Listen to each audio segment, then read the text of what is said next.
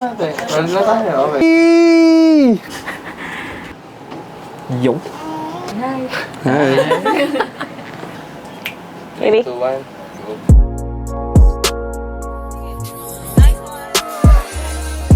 Ito na kami. Yeah! What's up, mga monkeys? Na! We're going to Pampanga! Yan nakahiga sa backseat. I'm staying steady, keeping it slow. Di pinatagos yung bad trip. No time for drama, dapat kalmadong tatagos, yeah. Pinagalan para lalong madama. Papikit na yung mata. Get paid na sa backseat ko na pinipilang kinakuha ko. Ako pala si Bish. Vishnu Panero. Yeah. Ang story, napanaginipan ko lang siya na nasa isang luxury car ako. Tapos nagbibilang lang ako ng mula. Kasama ko si Kuya Kyle. Ang backseat ay isang kanta para sa mga nasa backseat. Yung mga nakikivibe lang. Yung mga vibing lang siya. Hindi mo siya mapapatugtog pag malungkot ka. Parang 10 ata yung pinasa niyang kanta. Tapos, yan yung una kong pinakinggan. Sinamop ko lahat yung mga kanta. Sabi ko, parang mas bagay sa akin tong backseat kasi parang gusto ko lang parang magyabang ng sarili kong yabang. Na kahit naman hindi naman ako mayabang, hindi normal na lyrics ko sa mga kanta ko. So, parang dito lalabas yung ibang side ni Kel na swagger pero simple, cute Kel. Nasa G-Wagon kami ni Kuya Kyle. Tapos, yung mga nambabad trip sa amin, pero wala lang naman yun. Parang, hindi namin sila pinapansin. Tapos, naliligo kami sa money. Ayun, ako yung featuring ng kanta na yun. And then, ayun, parang tropa lang kami doon, magkapatid. Tapos, papera lang kami ng papera. Just getting the mula and all that. Tapos, pag kami dumali, alam yung sobrang lupit nito. Natulog ako ng maaga, nagpahinga ako. Tapos, inayos ko yung na dapat kong ayusin. Tapos, inayos din ako dito, yung mga susuotin ko, yung mga hindi ako nag-hustle sa buhay. Nag-vocal rest ako. Kasi kinakabahan ako ba wala na ako ng boses. Hindi, joke lang ha. Beauty rest talaga kasi kailangan maging beautiful. Ay, natulog lang mga 2 hours. Ganun. Ilang oras yung tulog mo? 15 minutes. Tapos dire-diretso na yung shoot. Very important yung kabisado mo yung kanta. So I think yun yung mga preparations na ginawa ko. Yung paulit-ulit naman siya sa utak ko. So kaya ako siya nakabisado nang hindi ko siya kinakabisado. So yun yung practice. Favorite part ko yung maraming bolang makukulay. Parang bumalik sa pagkabata nun. Tsaka yung may wine. Sarap din nun. Nung pagdating natin, nung nag-ayos pa lang lahat, kasi very raw yung nararamdaman ng lahat. Ng bawat isa na parang, oh, andito na tayo, umattend na tayo. Ano nang next? Maaga ngayon. Anong oras ba ngayon? Alas 2, andito kami sa R33. Sobrang ganda dito, sobrang accommodating ng mga tao. First music video with, production talaga na nasa labas. So, hindi rin namin alam kung ano i-expect namin. Medyo antok lang yung boses namin lahat. Alam ko lahat antok. Kahit tumihawak na tong camera na to, inantok na yan. Every second na nandun kami sa shoot and during the shoot was a memorable one for me. Kasi hindi namin in-expect na magiging ganun kami katotok. Like, we've done 2 music videos, pero itong music video na to, yung talagang naging parang professional.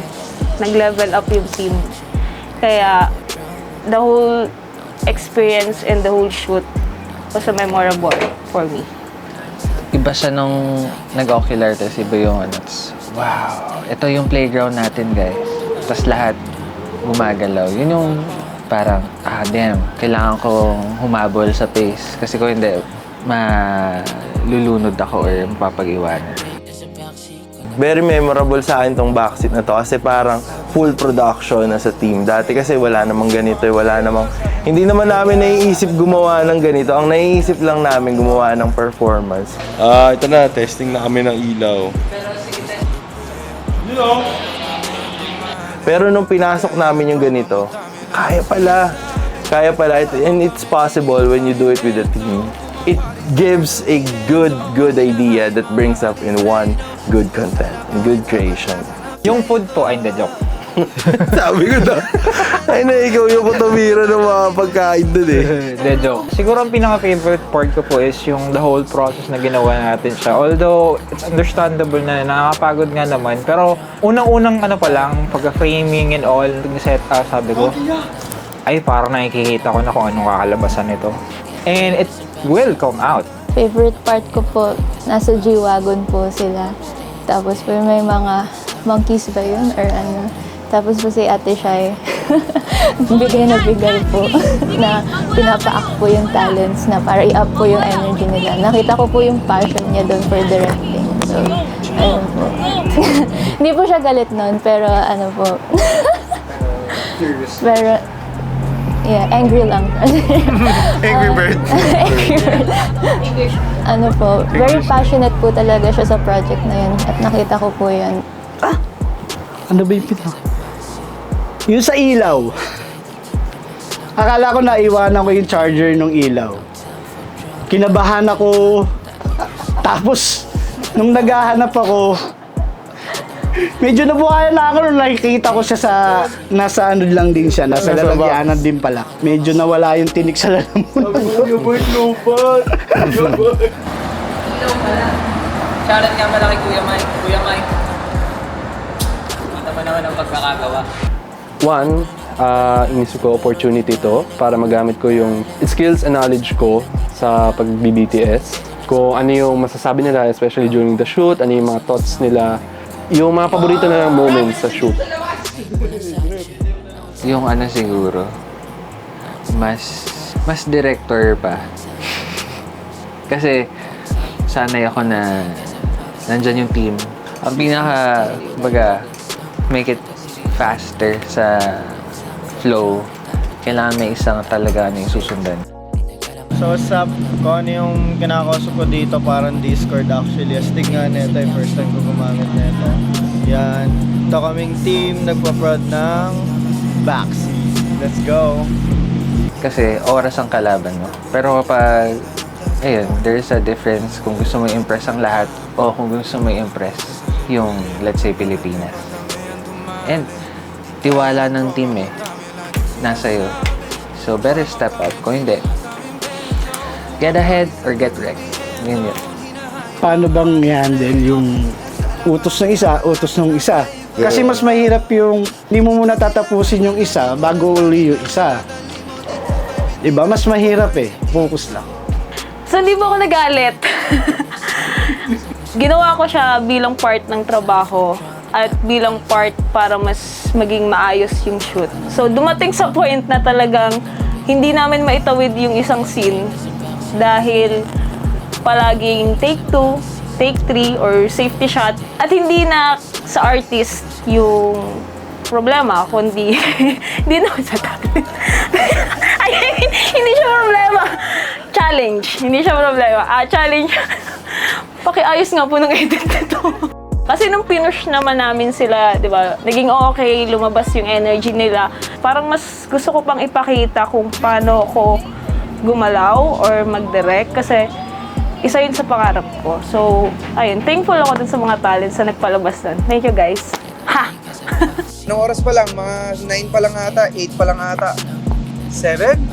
7:03. Tapos tayo mga 9:10 siguro. So, expected namin sana mga 2 p.m. pero baka matapos kami ng 9 or 10.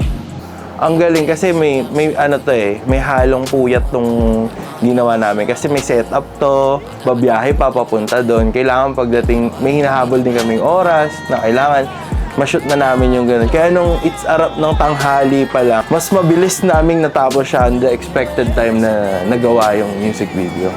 Whew! Tapos yung yung parang, ito na. Wait lang. Oo nga, ito na. Ang gusto ko lang, siguro, sinasanay ko ng sarili ko na maraming it's a rap para sa future. Alam mo yun, it's a rap is normal na lang. Parang, expected ko na to, gano'n, no? Expected na. Lahat tayo. Ganun kami kayabang. MML family is the best. Like, sobrang lalakas ng team individually. Tapos sobrang lakas pag nagsama. Tapos, I love you all guys. Sobrang mahal na mahal ko kayo. Like, di ko in-expect na magiging ganito yung kakalabasan natin. Kasi usually shut off ako sa people, pero dito nagawa ko mag-open sa inyo na. Hindi ko rin na-expect na ganito. Sobrang solid nyo. Love na love ko kayo guys. Napakalalakas nyo. I love you. I love you guys. I love you. Ang gusto ko masabi sa team, maraming salamat sa bumubuo nito. Maraming salamat sa Team Backseat Music Video sa Telegram.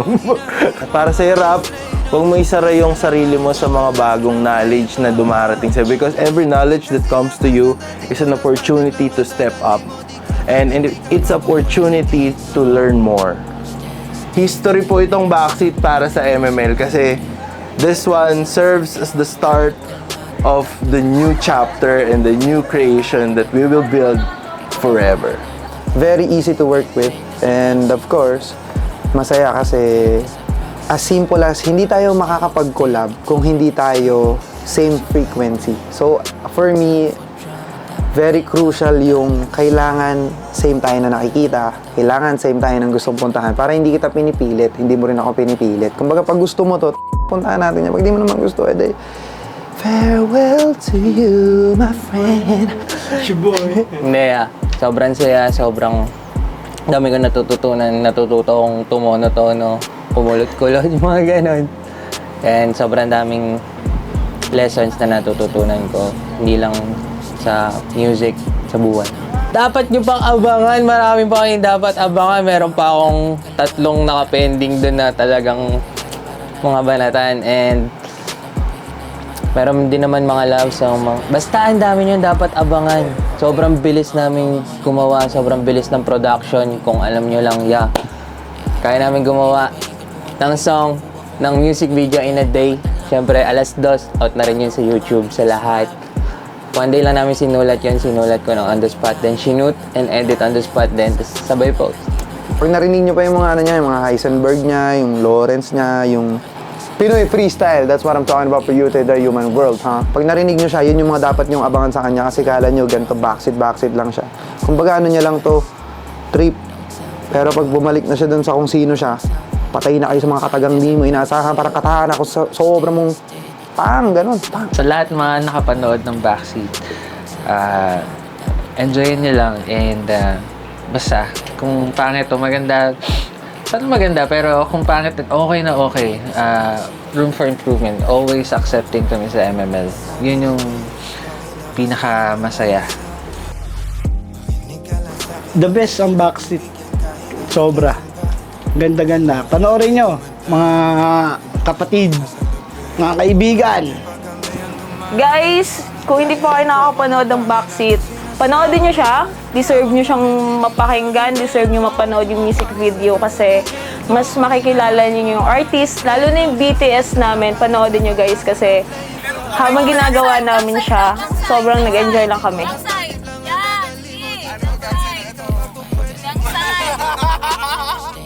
Sa mga taong naniniwala sa akin, yun nga yung sinasabi ko lagi, I don't got fans, I got believers. Maraming salamat sa inyo. Kung hindi dahil sa inyo, wala ako dito. And magpakatotoo ka namin, keep it real palagi. Ano man sabihin ng mundo sa'yo, magpakatotoo ka lang. Dadaling nun sa kung anong gusto mo. Sa mga taong hindi naniniwala sa akin, mahal ko kayo, huwag lang kayo maniwala sa akin, okay lang sa akin yun. Pero pag napaniwala ko naman kayo, dadaling ko kayo. So ayun, pwede nyo panoorin yung Backseat sa lahat ng platforms, music video, kasama ko dito yung Team MML, and syempre maraming salamat sa mga nag-sponsor nito. Lux Slim, tsaka sa R33 Drift Track, maraming salamat po sa inyo. The MML team loves you all. And syempre maraming salamat sa inyo, sa MML team. I love you all guys. Syempre Papa G, hindi mangyayari itong lahat kung wala siya. Para sa atin. Ini-invite lang ako kayo manood ng Backseat. It's out now. Napakaangas to. Pinaghandaan namin to. Maraming salamat sa inyo. Malupit to. Malupit lang. Napakaangas. YouTube, Facebook, TikTok, lalo na yung TikTok ng MML. Doon kami mag-upload ng mga behind the scenes, ng mga kulitan moments, kung sino yung mga nasa likod ng MML, kung sino kami at ano kami. Cold cash, y'all!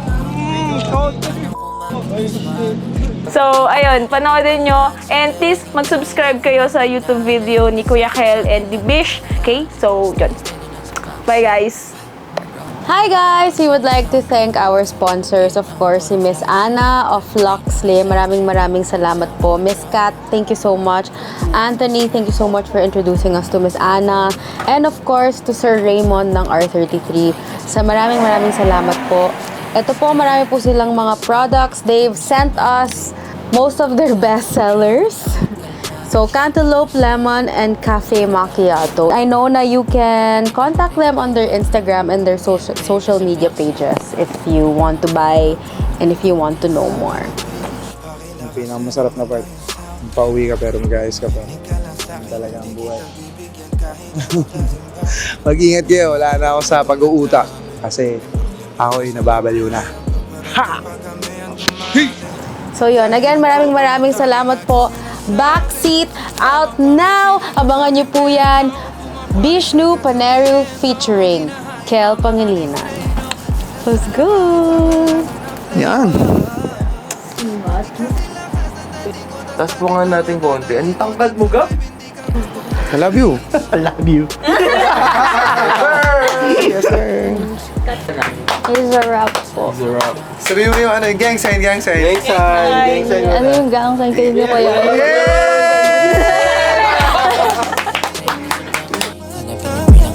Nakahiga sa backseat. I'm staying steady, keeping it slow. Di pinatagos yung battery. No time for drama, dapat kalmado.